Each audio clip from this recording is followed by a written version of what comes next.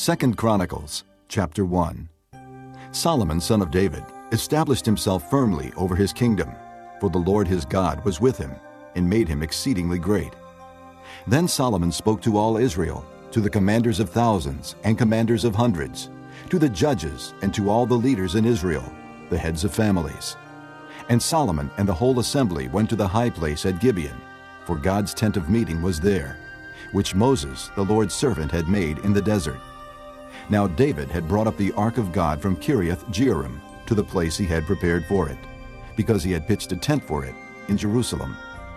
But the bronze altar that Bezalel son of Uri, the son of Hur, had made was in Gibeon in front of the tabernacle of the Lord.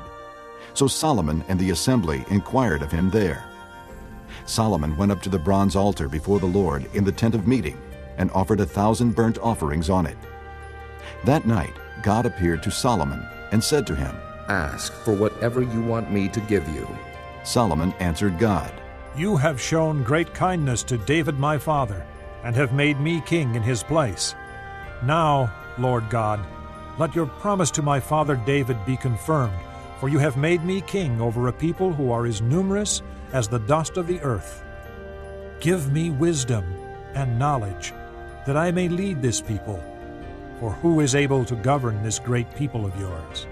God said to Solomon, Since this is your heart's desire, and you have not asked for wealth, riches, or honor, nor for the death of your enemies, and since you have not asked for a long life, but for wisdom and knowledge to govern my people over whom I have made you king, therefore wisdom and knowledge will be given you, and I will also give you wealth, riches, and honor, such as no king who was before you ever had, and none after you will have.